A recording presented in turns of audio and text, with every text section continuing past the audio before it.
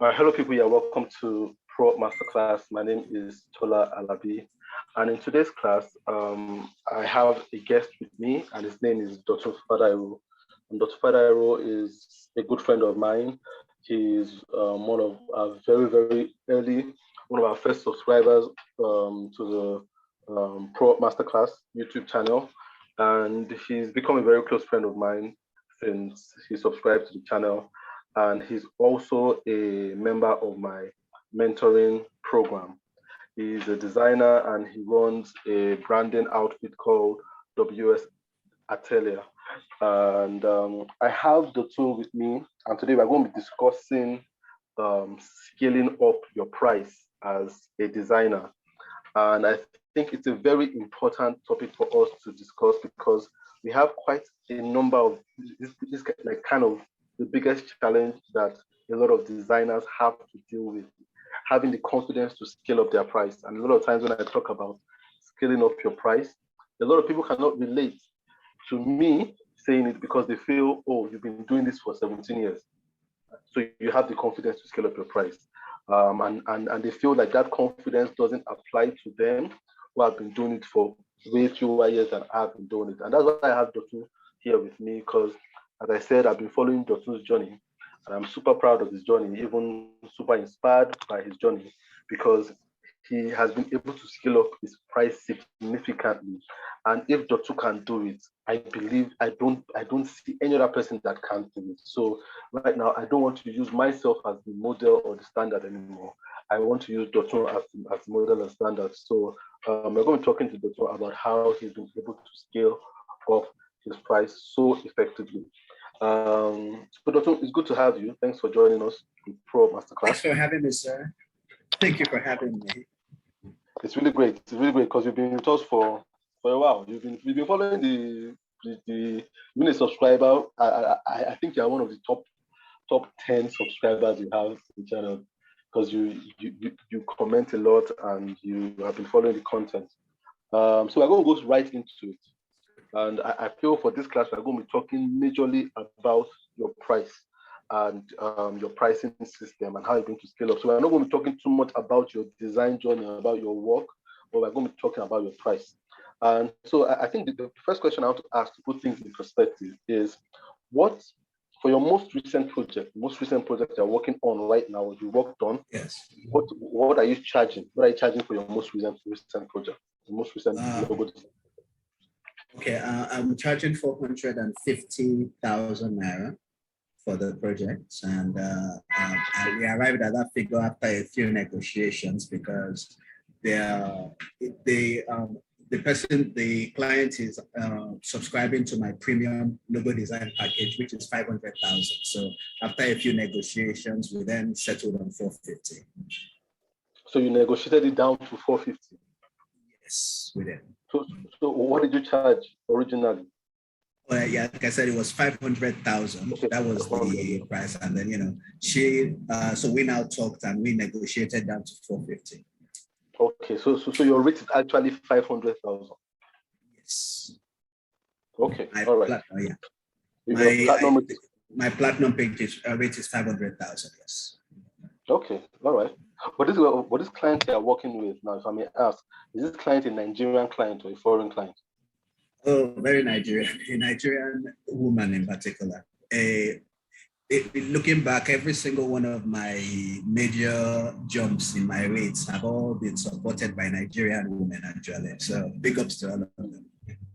Okay, so and that's interesting because the reason why I asked that question is I have a lot of people who are designers, even business people, that have the opinion that Nigerians cannot pay beyond a particular rate. So I needed to put that in perspective so that people know that people in Nigeria, so this person is Nigerian and she's a female, and which is also a very important point because I remember one of my videos where I talked about the essence of working with female entrepreneurs. And I feel what you said right now validates that a lot of times the female entrepreneurs are more willing to invest more in their business. Yeah. But this person is Nigerian. Oh yes. You see, even the thing that people need to realize is that even among Nigerians, there are people that are looking, that have a vision and a dream to build something that is lasting, and they will pull out all the stops to get there. Among Nigerians, they are there. Sure, you'll meet the people who don't really care one way or the other. They're operating businesses with a side hustle mentality, but there are people there that have a dream. We want to build this. We see that you can deliver it. How much is it? Okay, let's meet at the middle, or if possible, you know what, we'll come back to you. Let's get the funds and we'll be back. So they are there. So yeah, even among Nigerians, and I've experienced it, they are there. Mm-hmm. Well, that's very true. So you have people in Nigeria that have the vision, you understand, and they want to build something concrete. So I feel I would like you to take us through your pricing journey. You understand, your pricing history. When you started designing, what were you charging? And how did you come to scale up to where you are charging 500k right now? When I started my pricing journey, I was charging 5,000 naira. The very first logo project, I remember, it was 5,000 naira. It wasn't even approved because, back then I really didn't know much about this. I was an amateur. So I was charging just 5,000. The person still paid because, it's pretty probably cited as a negligible amount, but that was what I started with. Back then I was just, this was 6 years ago. This was in 2015. I remember September 2015. That was when I got my first,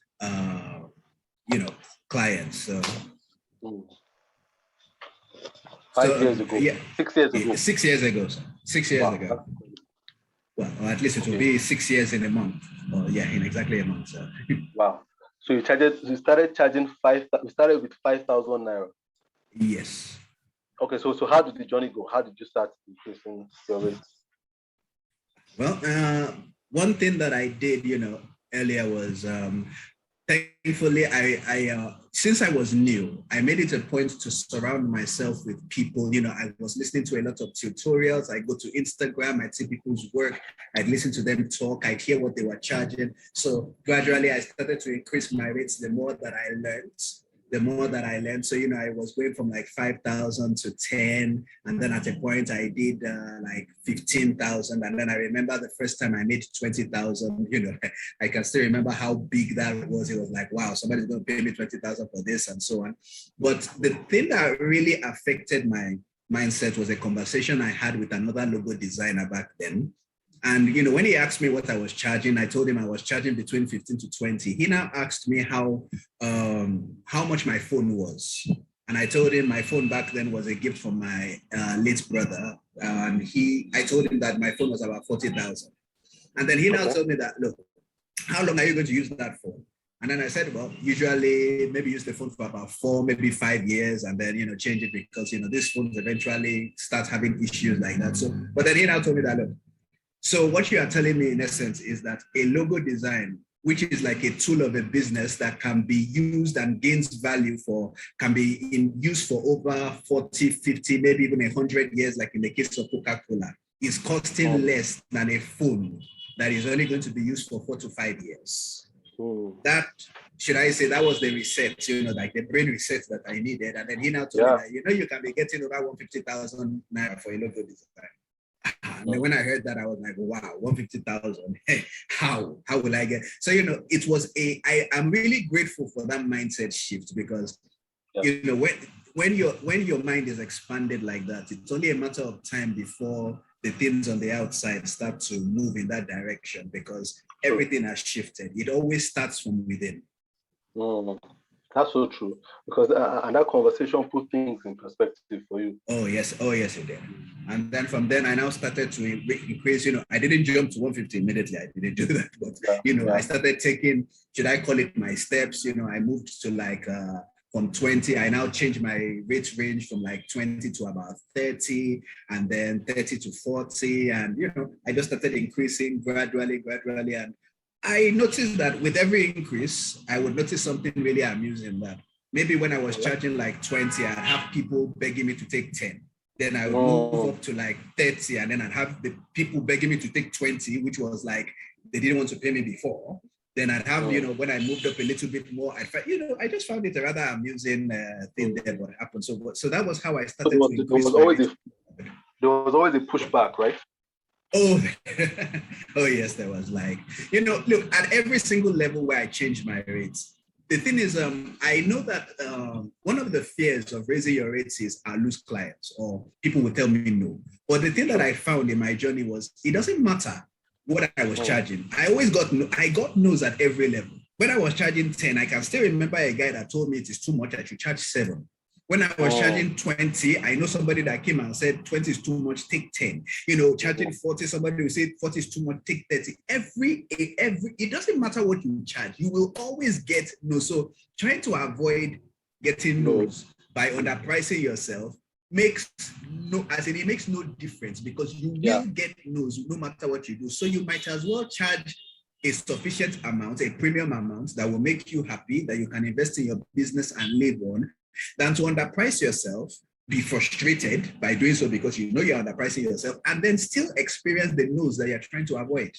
So no's are a constant, no matter if you're charging 100 or you're charging 5,000. No's are constant. No's, rejection, it is a part of life. There's really no running away from it. You know, there was a philosopher that said something that, you know, if you don't want to be criticized, say nothing, do nothing, be nothing. And, you know, when I saw that thing, I laughed and I said, that person clearly has never been, grew up in Nigeria, because if you don't say anything, if you don't be anything, you will still be criticized for not saying anything. It doesn't matter what you do. Every rejection is normal. You will get no's. The issue is just learning how to handle it, learning how to take it and just move on is important. What was the scariest leap for you? From what price to what price was the scariest? The scariest leap, if I recall, the one that actually terrified me that I remember was when I moved up to about 150 to 200,000. You know, when I entered into that hundreds of thousands range, it was frightening because I was like, because, you know, at that point I was like, hey, who's going to pay this? Like, really, who's going to pay this? Because I remember that I moved up, like, I took it was a bit of an incremental leap because before then, I was charging 80 to like 100. So, you know, taking that leap from 150 to 200 was like a significant leap. So I was actually quite terrified. I remember I was like, hey, you know, and it didn't even help that the first client that contacted me immediately a few days after I changed my rate, you know, looked at it, I was like, this one is expensive, but we can't afford it. And even I remember another guy, he contacted me. Once he saw my rates, he just said, your rates are the highest I've ever seen, and he never replied my message again. So, And that, I think I totally agree with you, because a lot of times that crossover from tens of thousands to hundreds of thousands is the scariest. Because I know when I started and I got to 70,000, I wanted to cross into 150, and that was hard for me. You know, when you start charging 100,000 for it, the question is, will someone pay for this? When you try to, it's easy to go from those tens of thousands, but once I enter those hundreds of thousands region, it gets scary. And I know it's the same thing when you live from hundreds of thousands to start going into millions. It's even scarier. You understand? But in spite of the scare, in spite of the fear you were feeling, what motivated you? What's your motivation to keep increasing your price? Because you've increased your price.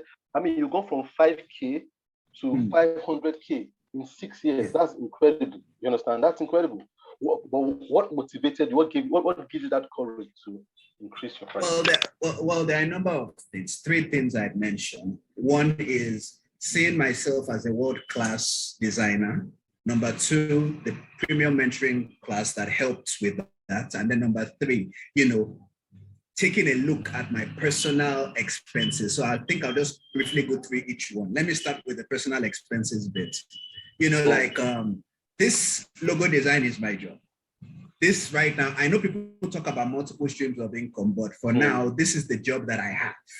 You know, this is the job that I've been doing for the past 6 years now. And as a result, one of the things that helped me realize you need to increase your prices, because you can't build a business like this. You know, this is a business. You can't build a business like this.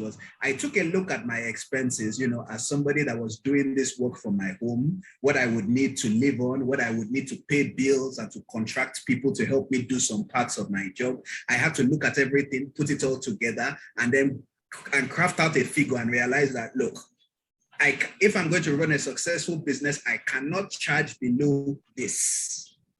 That was the very first thing, and that helped a lot because when you see those numbers starkly and you realize that you are played that this is what you cannot charge below, it will help you to be able to say no to people that will tell you to charge less, to take you get my point. So that's number one. Yeah.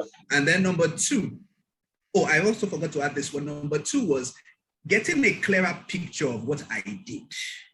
And this thankfully was part of the premium mentoring class and also associating with other logo designers. Over time, I've come to really understand the big picture of this logo design, because when I first started, I just had this assumption of I'm a logo designer. I just design logo, I give you, you go away, you pay me. But then when I started understanding that I was actually building businesses, that I am building businesses because what I am doing is I am helping the client to understand where they are, what their business is, what the brand is all about.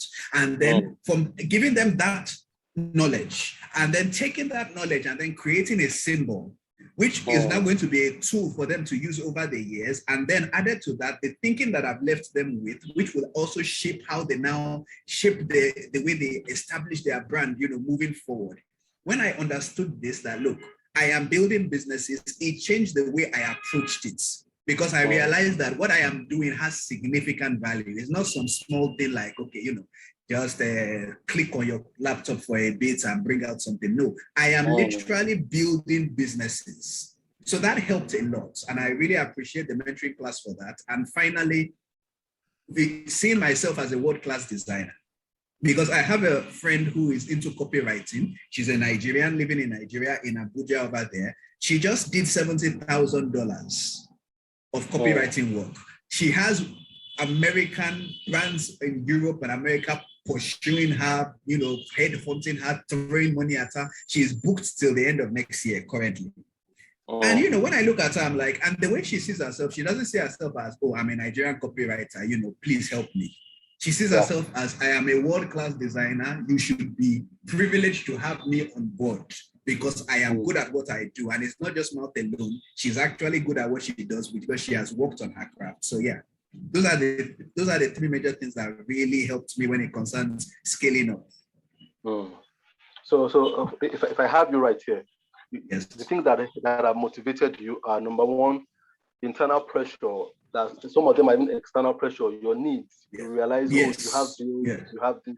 Those pressures have kind of brought out like the courage in you that if you don't, it's like a fight or die kind of thing. So you have to make money from this. And the second thing is the value. You got an awareness of the value you were giving out to your clients. So you knew that, it was more than a logo you were giving them, you understand? It was like brand identity. You were helping their business to be more profitable by doing your work. And the third thing, association. You talked about the mentoring platform. You were able to interact with other people and see what they were charging you, and having conversations that allowed you to expand your horizon in terms of charging. And I think the fourth thing, which is very important, you talked about self-perception. So that means you saw yourself more as a professional. So it wasn't about being a Nigerian logo designer. It was about being a professional logo designer, whether it was here in Nigeria or in the US. There was just one standard for you, and that was world standard. That whole positioning as an expert, it changes a lot with how you approach your business. So yes, sir. Very true. Very true. So a lot of it is mindset. It's in your mind. A lot of it is mindset. Yes, sir. It's really the mindset. Like if you see if you are looking at yourself as I'm just a logo designer, please, I'm trying to make ends meet, please give me work. And there's somebody else that sees themselves as I'm a value giver. I am an expert at this. The way they communicate will be different. I have an illustration of if somebody that cleans offices understood the big picture of what they did. Like the person can just see themselves as I'm a cleaner, I get paid and I go away. Or the person can see themselves as I'm literally contributing to the profitability of this entire institution. Because what I'm doing over here, if the offices are not clean, it affects the day is affected because they'll have to clean the offices. It will affect, mentally speaking. So I'm contributing. What I'm doing, this little thing is contributing to the entire whole. That changes the way the person will approach it changes your self-esteem issues. It will change the way you approach the job, because from approaching it as just, it's something I do, to realizing that this thing that I do is really important. So yeah, like you said, it is really a mindset thing. It really is all in the mind. Well, that's really interesting. I think one of the last questions I want to ask is, and think about this question, what's the biggest difference between the guys that you were working with when you were charging 5K and the guys that you're working with right now that are charging 500K? Is there a difference in the 5K client and the 500K client, in their mentality, their approach? Well, the one thing that I would say is that the way they approach me now is with a lot more, should I call it, respect? Because the issue is not necessarily because of what I'm charging, but the thing is, when I started to scale up, I realized that you can't just sit in your room and scale up, and then you have to have substance to back up your work. So I started positioning myself as the expert that I knew that I was, because I've taken my time, I've really studied this, I started to read, I subscribed to script, I started reading, taking time, meditating, practicing. And then of course I would share my value on all the social media platforms I was familiar with. And so as a result, whenever clients approached me now, they approached me not as, oh, he's a logo designer. They approached me as, this person cares about my business. He wants to help me to succeed. He wants to help me to achieve this dream. And so when I present my prices to them, even if they say, oh, it's expensive, a lot of times they are willing to negotiate, or they come back later and say, okay, you know what? When we get the money, we'll come back later. Like, I have a number of people that have told me already, look, just give us some time. When we get the profit, we will come back to you. Now, some of them might not come back, but the mentality has changed, mostly because thanks to my scale up in prices, I have positioned myself accordingly. So yeah, that's really the change. There is a lot more respect now. And yeah, and mostly because now I'm not. Yeah, please carry on, sir. No, go ahead. So like now I'm even willing to, if I notice that respect is not there, like I'm willing to even walk away from some things, because like there was a client that approached me a few weeks back. He had approached me last year saying he wanted a logo for, his own personal logo, a logo for himself. So I gave him my prices, he read it, but then he didn't get back to me, until now, said that he's ready to move on. Then I told him, sir, I've changed my prices. Currently he told me, well, he wants to stick to the old prices. But then I told him, I'm sorry, sir, I cannot do that. My prices have increased. And he said, okay, thank you. And I wasn't bothered really, because I realized that looking at the way he acted, he wasn't seeing me as a valued thing. He was seeing me more as an option. Like, I just want this thing. I can find plenty of people to do it. So, but, you get my point. So there was a difference between him and the other clients I've interacted with that have been like, look, you've increased your rates, but we still want to work with you. So even if it means us stretching ourselves, we will do it. So, so that's it, really. Okay. No, that's interesting. But now you're charging 500K officially. Yes. I'm imagining that's not your bus stop. You understand? Where are you going? You understand? Where are you? What's your aim? Like, what's that figure you're still aiming for? Well, on a short term, I'm looking to make 1 million naira. But on a long term, I want to get to $5,000 per logo and eventually hit a $100,000 per year as a logo designer. That's what I want. Okay. That's where I am at. Like I said, it's a long-term thing, but hey, you set this thing so that you can work towards it. Yeah. And the reason why I asked that question is because I kind of realized that you need to project very, very high for you to be able to ask for this very high amount. So people might listen to this now and just think, oh, it's charging 500,000. And that becomes like a bus stop for them. I just think, oh, that's the limit. But that's not even the limit for you. So it's like that 500,000 for you right now. Doesn't impress you per se, because you know where you are going. You understand? So it's very important for us as designers, as business people, to have higher dreams. You understand? To always dream higher and have a plan. So from what you said, you have a plan already. You have a plan of 1 million naira. to $500,000 or $5,000 $5,000 to $100,000 per year. Per year, you understand? So you already have a plan. You have a roadmap you're working towards. So, and I guess that also helps you to say, Dotun, you can't stay on this 500k. You need to increase. You need to increase. So I when you compare yourself.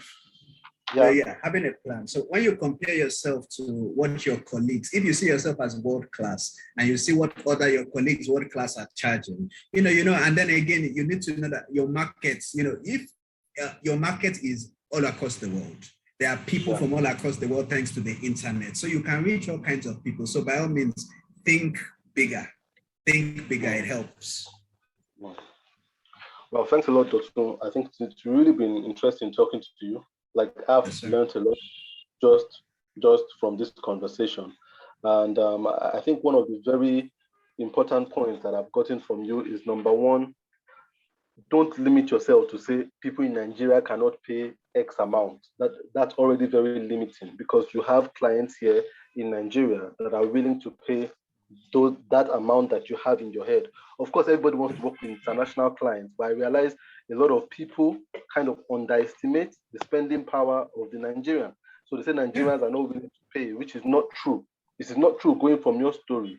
Number two, there's also the time factor. A lot of people feel Mr. Tola has spent 17 years. So when I spend 17 years, I will be charging this amount too. But the truth of the matter is you spent 6 years, you understand? And you've already started charging, you started charging very professionally.